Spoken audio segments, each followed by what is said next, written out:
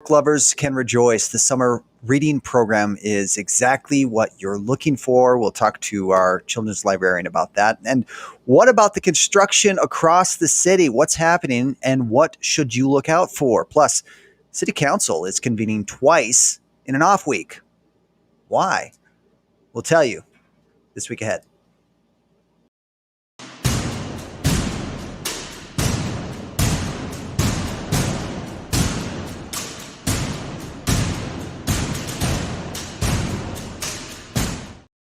All right, you know that joke. There's two seasons in North Dakota. Blah, blah, blah, blah, blah, blah, blah. Construction and winter.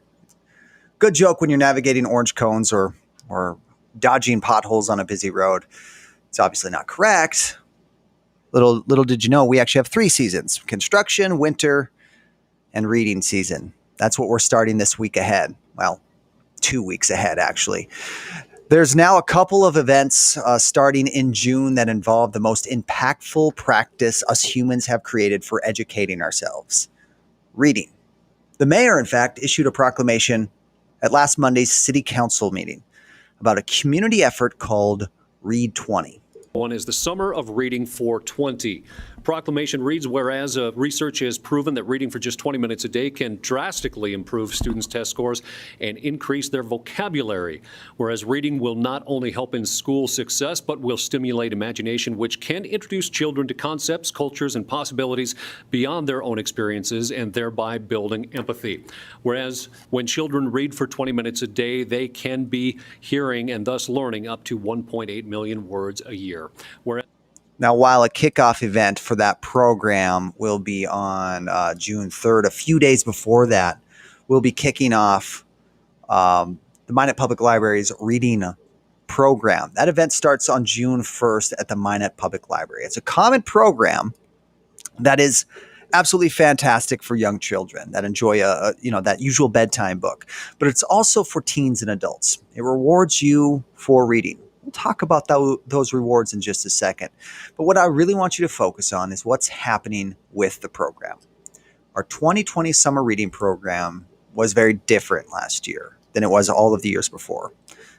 It was more digital due to, of course, that pandemic that we dealt with. What we're seeing now in 2021 is the light that we spent months chasing as a world, a normal. A live event kickoff for an important community event is coming up in June. This year, our summer reading program is more than just reading and learning. It's a sign of normalcy for us and for the hundreds of kids that participate in the program. This is a new beginning for our usual traditions. I urge you to take advantage of our summer reading program, regardless of your age.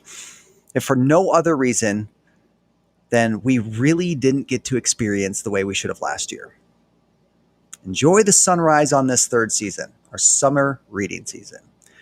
Now let's get into what the tangible benefits are for the summer reading program and what those will be. I want to bring in sort of the life of the party. If you follow the Minot Public Library on social media, you'll recognize her face, voice, and of course her energy. Our children's librarian, it's Randy Moneling. Randy, good morning. Hi, Derek. Thanks for having me. Yeah, thanks for joining me. Let's start off by talking about what the summer reading program is. Why exactly do we do this event, Randy? Well, we do summer reading, at least for kids and teens, because of the summer slide. And that is when kids lose about 2 months worth of school knowledge during the summer without reading. So by reading during the summer, they can help get rid of that summer slide and retain that information. And it's important for teens as well. So the goal is learning and reading. How exactly does it work? All right, so I've got some information for you. Summer reading is going to be super fun this year. We're going to continue to use our Beanstack program, but we're going to do it a little different. So for teens, adults, and kids, all you have to do to complete is read 5 books during the summer. Pretty easy peasy. And it doesn't matter if the kids are reading the books or if the books are being read to them. All of that matters to us. When you read all those books, you log them in Beanstack, and after 5 books, kids, they're going to win a book, a book in their own level, whichever level they like to read in. Teens are going to get a $10 gift card from a bookstore, either Main Street Books or Barnes and Noble. And adults are going to be able to put their names in for grand prize drawings. So in our pre-show chat here, Randy, you mentioned this year is going to be a little different. The purpose, of course, is the same. The metrics are very similar, but the payoff is a little bit different. Tell us about that. It is. So we're really excited this year to kind of give back to the community. And we've got a couple different ways that we're doing that. But one of them for the children is when they read a book, they're going to get 10 cents to put toward one of our charities, a local charity. So they get to put it toward the Souris Valley Animal Shelter, the Dolly Parton Imagination Library, which is through the United Way, or the Lord's Cupboard. So all different charities that may resonate with children who may be going through hunger or getting those books from Dolly Parton every month, something that really resonates with them. And they're going to be able to get 10 cents up to $1. So for the first 10 books they read, they're going to get a dime. How do you kind of sign up for this? Is it a show up and participate? Is there somewhere people can go to actually sign up for this? How does that work? Yeah, so since we're using a digital platform again this year, it's going to be the Beanstack site, the website, or also they have an app, and the app is super easy to use. That's what I used last year for me and my kiddos. It's pretty fun, and it's a nice way to engage with the kids about like, okay, you read this, and you can write a review and all that sort of fun stuff. And you get your badges, and it's fun. Is that can you just Google Beanstack? Is that how you can find that? Google Beanstack Minot Public Library. Okay, so there's an active component that you mentioned, and that's the learning side of this program. What type of activities are you looking to unfold for this summer? Well, of course, we're going to have story times in person because that's what we do. That's our bread and butter. So we're going to have story times Monday, Tuesday, and Wednesday mornings at 10 o'clock. We're also going to have camps for older kids. So those are going to be kindergarten through 5th grade. And those are Tuesday and Thursday afternoons at 2. We're going to have 4 different camps this summer. So we're going to have Tales Camp, where we're going to learn about different animals. We're going to have coding camp. We're going to have STEAM camp. So those science, technology, engineering, art, and math principles. And then we're also going to have an art camp.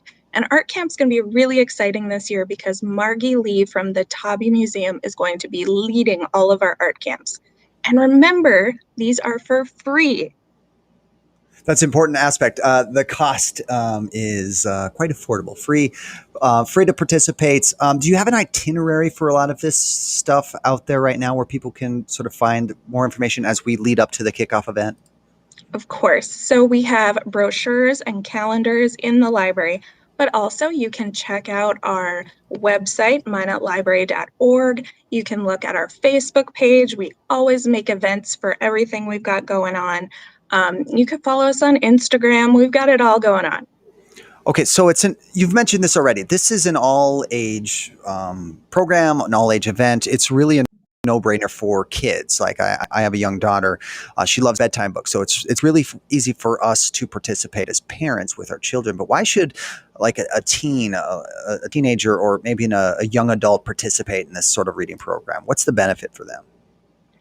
Well, I mean, the prizes, not everybody gets a prize, especially with adults. It's just the grand prizes, which are pretty good this year. They're gas gift cards and grocery gift cards, which is just fabulous. But really, you should read all the time. So we're trying to incentivize it a little bit during the summer. But reading, it gets your core going. It gets your mind going. And the more you read, the more great ideas you're going to come up with. And you can always utilize those in your life.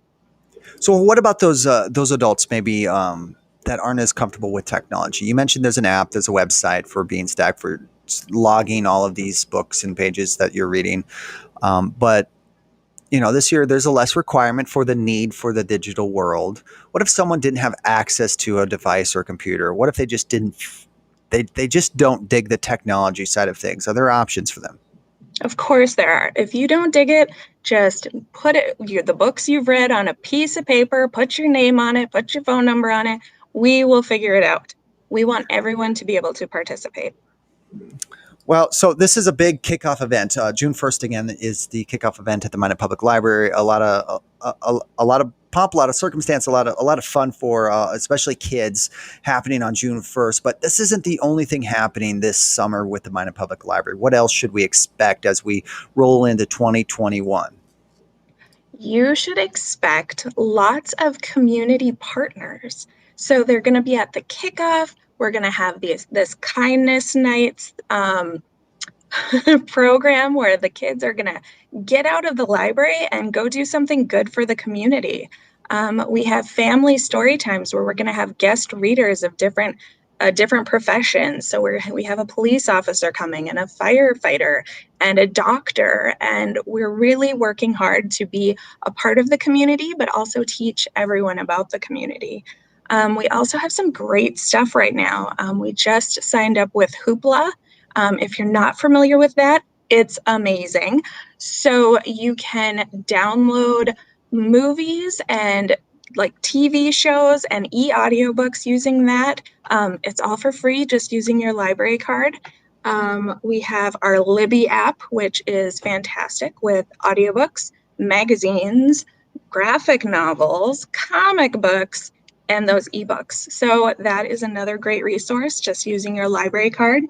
And something that isn't new, but I want everyone to know about it because I feel like they don't, are our state park passes that you can rent for 1 week using your library card, and they'll let you into any state park in North Dakota.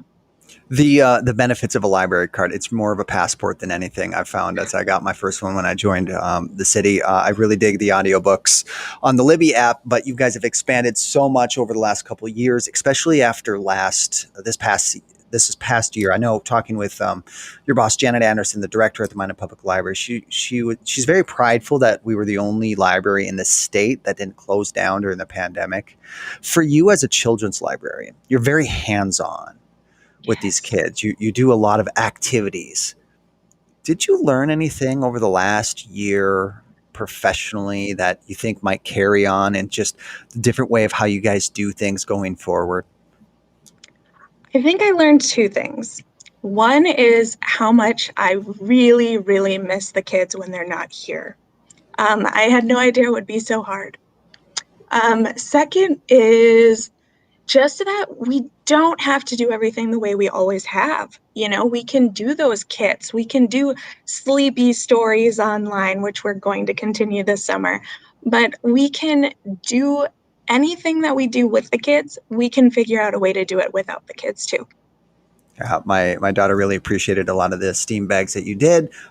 We look forward to participating in your summer reading program as well as a family. I've read more now in the last 4 years than I have probably in the preceding 29. So she gets all the credit for that. Is there anything else that you'd like us to know before I cut you loose, Randy? Anything at all about the public library? What you're doing in the children's library? I just want you to know that it's going to be okay. We're going back to normal. We are going to have all the kids here. It's going to be chaos, and it's going to be totally awesome. We're so excited for summer this year. Yeah, I think we all are. After the last year, this might be a really nice return. That's for sure. Okay. Thank you so much, Randy. I appreciate you taking time to join me this morning. Now, that's Randy Monley, our children's librarian at the Minot Public Library, one of our most engaging, and you'll never convince me otherwise of this. The library is one of our most underutilized community assets in the entire city, and she's one of the key personalities behind it. Thanks again, Randy. Good luck with the summer reading program. I appreciate your time. Thanks, Derek. Now, coming up this week ahead, the other season is still in effect until further notice, and that's construction season. Here's what you should know this week ahead as you plan your commutes. Very similar to the last week. We're going to have work on Elk Drive and on Sunset. Those continue with some mill and overlay projects. We have patching all across the city. The real upsetting part for most people's drive will be on Burdick. Underground work is still moving along on Burdick. Crews have been bursting out those old water lines on the ground. The corridor is very tight over there. It's a head-to-head traffic. It moves pretty smoothly, especially without any traffic signals, but please drive slowly and carefully. There's human beings out there working, and there's a temporary crosswalk near the hospital's emergency room that people are trying to shuffle back and forth with various needs and having various conditions typically go into the ER. So please yield for pedestrians. Please be careful. Don't be in too big of a rush as you're moving through on Burdick. And that goes for all of our other construction pockets across the city. If you're looking for detours that are maybe impacting your commute this week ahead, you can go ahead and go to our detours map. It's minetnd.org/road closures. We have all of it outlined there. It's updated every week for you. It's updated now. You can go check that out. If you're looking to see what else we're doing throughout the rest of the season for projects, well, that one's pretty easy to find as well. A map, interactive map at minetnd.org/projects. That'll outline everything. One thing you're going to want to know when we get closer to July is chip sealing all across the city.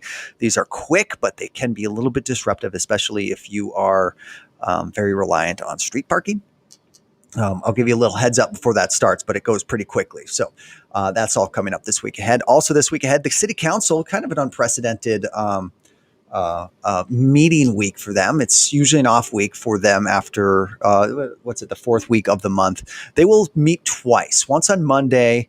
That one's to discuss one single topic. It's economic development. You can expect the city manager, Harold Stewart, to discuss, to unleash some of his knowledge and some of his vision for the community-wide economic development strategies that you will see us rolling out in the future and the fit the city has within it. This meeting will be live, and it's mostly just informational for council. But although you never know what may come up in the conversation with those local politicians, you can, of course, tune in to find out on that. The other meeting will be on Thursday. That one will not be live because it is a moving tour for city council. They've had two this past week. It's budget tours for council. This one coming up on Thursday will be day 3. Mostly it's departments and divisions within the city highlighting the services that they render and the future visions they have for a lot of those services. I'll be one of the people providing a pretty quick 15-minute presentation coming up on Thursday. You're going to have to be live in person at City Hall to see that bad boy. Oh, it's probably going to be really entertaining. I actually have no idea what I'm going to do yet. We'll get to that this week ahead as well. So that's going to do it for me on This Week Ahead. Of course, thank you once again for joining me. This is the final call for anyone to provide feedback to us about how we communicate to you on behalf of the city. Our survey will close on Monday, and I hope to provide results to the council very soon. Please take like 2 minutes to fill that out. It's 10 quick questions just to kind of gauge where you guys get your information, how you get your information, and how you feel we're doing getting you your information. Go to minetnd.org/minotpio. And of course, keep up to date with everything we're doing. We have newsletters that go out weekly. One big one that comes out every 2 weeks. It's called The Latest. You can get that at minetnd.org/the latest. If you want to add to that, of course, follow us on all your favorite social media platforms. That's at City of Minot. On YouTube, it's cityofminot.nd. Thanks for joining me. And of course, have yourself a great week ahead.